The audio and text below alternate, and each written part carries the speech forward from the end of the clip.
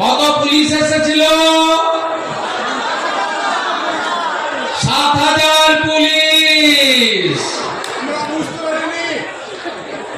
কালকের মমতা বন্দ্যোপাধ্যায়ের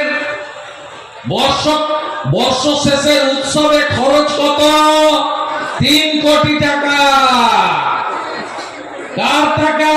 আপনার আমার টাকা, ট্যাক্সের টাকা, জনগণের টাকা। মমতা তাহা